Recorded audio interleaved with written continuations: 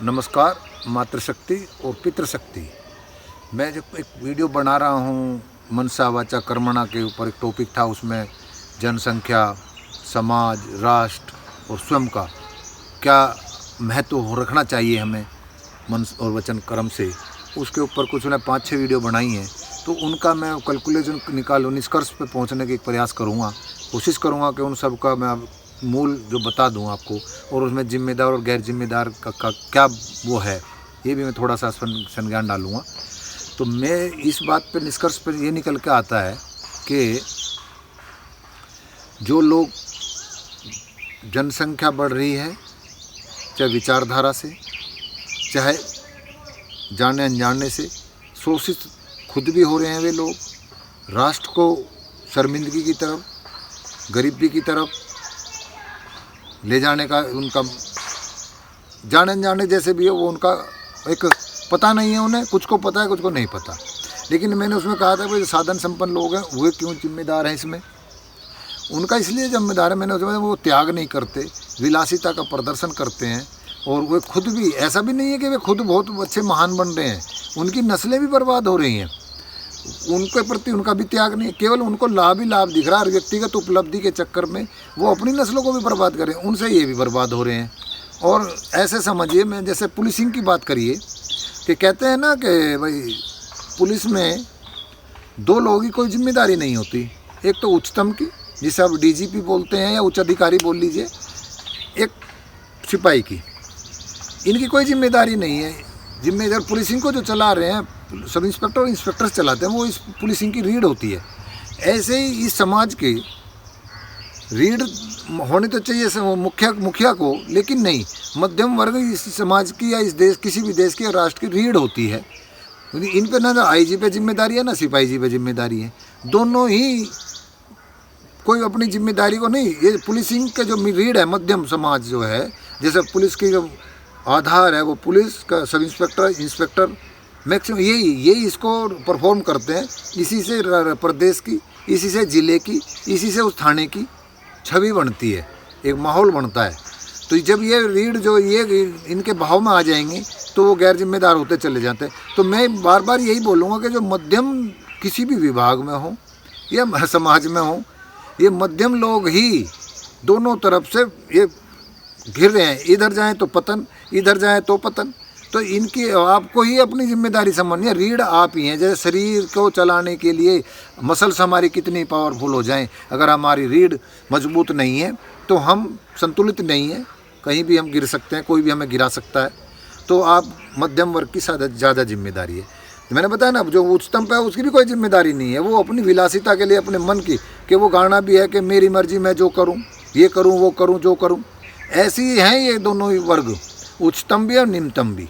ये जिम्मेदारी का बोध नहीं समझ रहे हैं, तो समझना चाहिए। वो भी नहीं समझ रहे, कहते हैं भाई मुखिया से दर्शन होता है, कि उनको समझना चाहिए कि भाई आप क्या दे रहे हो। आपके इस सेल्फ डेवलपमेंट के चक्कर में आपकी नस्लें भी बहुत अच्छा परफॉर्म नहीं कर रही हैं। जो समाज आपसे प्रेरित हो रहा है और वो रसातल में जा रहा है। कमाल ये देखिए, जैसे धार्मिक में भी मान लीजिए, जो विचारधारा के उसमें जा रहे हैं, उन्होंने भी एक ये मान लिया कि भाई जो हमारे को ऊपर से परोस रहे हैं, जो अग्रणी या जो समाज का संगठन या पढ़े लिखे हैं या धार्मिक पढ़े हैं या वैसे भी हैं, वे एक गठजोड़ बना लेते हैं। और जो शोषित है, जो कमज़ोर है, उनको धार्मिक भावनाओं में भड़का करके उनको इस्तेमाल करते हैं, आगे रखते हैं मुखौटों की तरह।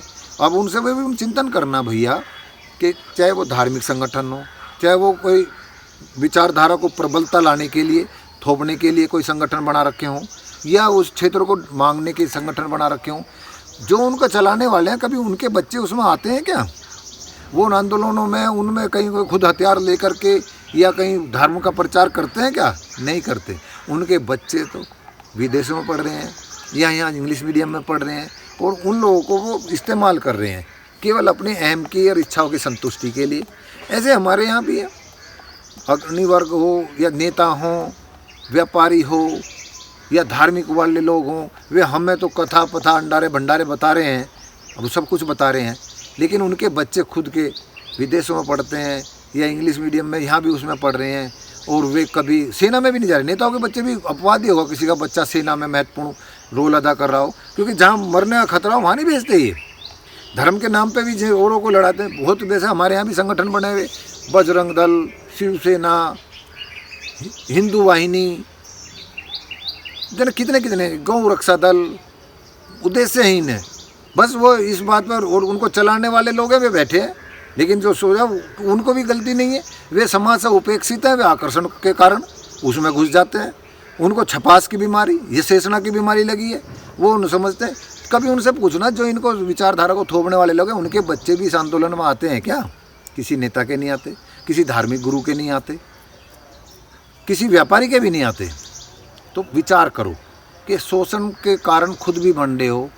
इसलिए मैं कहता हूँ त्याग ना तो वो कर रहे नहीं कर, तो हमें त्याग का मूल मंत्र जो बताया मन वचन कर्म से अपने आप को, उससे अपनी वस्तु से पता चल जाएगी। जो हमने स्तंभ बना रखे वे हिल तो नहीं रहे हैं, हम अपने सिद्धांत से डिग तो नहीं रहे हैं, वो हमें ध्यान रखना है। इनके बहकाव में नहीं आना, आकर्षण में नहीं आना, धार्मिक भावनाओं के, विलासिता के, अपना टारगेट रखिए। आने वाली नस्लों को, इस प्रकृति को, हमारे यहाँ कितना बढ़िया हमारे ऋषि मुनियों ने संदेश दिया कि कल्पना मत करके देखो कि उन्होंने हर चीज़ का, मैं पहले भी बोल चुका हूँ, जो भी प्रकृति के द्वारा दर्शन हो रहा है, प्रकृति के माध्यम से भी हो रहा, महान पुरुषों के द्वारा, वैज्ञानिक के द्वारा जो संचालित चीज़ हैं, उनके द्वारा जो भी उपक्रम हमारे, उनके योगदान को इतना देखिए वो समाज के लिए क्या कर रहे हैं, उनका हमने थैंक के लिए बोला, धन्यवाद दीजिए। ऐसे जब उस प्रकृति का भी धन्यवाद दोगे तो आपको अहंकार का बोध नहीं रहेगा। ये रहेगा कि जो भी हम भी जो भी हमारे में ज्ञान आ रहा, शक्ति आ रही, संपदा आ रही,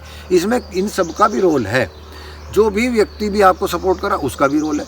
तो आप अपने, अगर आप ऐसा धन्यवाद देंगे, अब हम क्या सोचते हैं कि जी मैंने सेटअप लगा लिया। एग्जांपल देता हूँ कि मेरे पे इतने करोड़ रुपए थे, मैंने सेटअप लगा लिया और मैंने इतने लोगों को रोजगार दे दिया। मैंने बताया था कि शोषण करते हैं हम, श्रम शक्ति को कम पैसे दे रहे थे, चोरी चकारी को हम प्रॉफिट मान लेते हैं। तो हम ये सोचते हैं कि हम ऐसा करके बहुत अच्छा काम करें। कभी सोचो कि सेटअप लगा लो और उसमें आदमी काम करने वाले ना हों, या हों और तुम्हारे सेटअप से प्रोडक्शन भी हो रहा हो, आप भी अपना लाभ ले रहे हो, वे परेशान हो, उनके बच्चों की सही शादी ना हो रही हो, वे सही पढ़ भी नहीं रहे हो, आवास भी ना हो, तो क्या सही है? तो मैं कहता हूँ व्यक्तिगत रूप से हमें अपनी जिम्मेदारी उठा लें।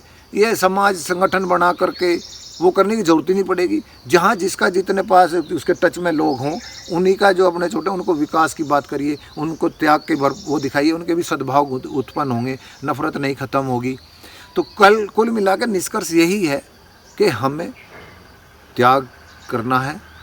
हमें इन 3 जो बताए मन वचन कर्म से अपने एक आयाम बनाने हैं, उद्देश्य बनाने हैं, और उन उद्देश्यों को बनाने के लिए हमें इन 4-5 जो बिंदु हैं कि हमारा जिस परिवार से है उसकी स्थिति देखिए, अपनी स्वयं की स्थिति देखिए, अपनी क्षमताओं को आंकिए, दूसरे से आकर्षित मत होइए, फिर उस क्षेत्र और नस्ल, राष्ट्र, उनके सम्मान की भी सम्मान रखे। मैं जो भी काम करूं उसमें उनका भी, उन पर मैं कहीं मतलब उंगली ना उठ जाए हम पे। तो ये सब आप अपना ओरा बनाइए। ये ओरा ही बनाना है, पॉजिटिविटी का ओरा तभी बनेगा जब आपको सिद्धांत पॉजिटिविटी में लाएंगे। तो ओरे में भी बोलूँगा, ओरा कहाँ फ़ायदा करता है। जो हम आजकल ये दवाइयों के लिए बोल रहे हैं इम्यूनिटी सिस्टम में बना, वो इम्यूनिटी सिस्टम खाली दवाइयों से, खान पान से नहीं बनेगा, वो ओरा हमारे विचार शक्ति से भी बनेगा। उसके बारे में भी मैं कल उस पर विषय पे भी बोलूँगा। तो यही मैं बताना चाहता, निष्कर्ष ये निकल कर आता है कि हमें हर व्यक्ति को अपनी जिम्मेदारी, मूल परिस्थिति, आवश्यकता और इमीडिएट ज़रूरतें, उनको ध्यान रखते हुए, भविष्य किसी ने नहीं देखा, वर्तमान में जिए, वर्तमान में अच्छा सोचें तो भविष्य स्वतः ही अच्छा होगा। तो ये जो है, अगर आप आज के काम कर भविष्य के सोचेंगे ऐसा मिल जाएगा, ना मिला। जैसे अभी ये त्रासदी आ गई, कितने लोगों ने अपने सेटअप लगाए होंगे, कितने लोगों की नौकरियों में दिक्कत आई होगी, वो योजना बने नहीं। तो ऐसे अनसर्टेन है भविष्य। वर्तमान को अच्छी तरह से जिए, त्याग करके जिए, उसमें आनंद लेकर जिए, तो ज़रूर बढ़िया होगा। और अगर ख़राब भी होगा तो हम उसके लिए तैयार हैं ना, हमें पता ही नहीं, जब हम उस पर ज़्यादा सोच ही नहीं रहे, कल्पना में जा ही नहीं रहे अच्छे की। वर्तमान को अच्छे जीने का प्रयास करें, त्याग करें, अच्छा सोचें, अच्छा बोलें, अपने छोटे को दया कर रखें, परोपकार रखें, करुणा करें, करुणा का भाव रखें। यही सोच करके मेरा ये उद्देश्य भी यही है कि भाई अच्छा करो, अच्छा बोलो, अच्छा सोचो। भाषणबाजी बहुत होली, अपना चिंतन करें, सेल्फ एनालिसिस करें, और जिससे राष्ट्र का भी और अपना भी, समाज का भी, सबका भला करेंगे। नमस्कार।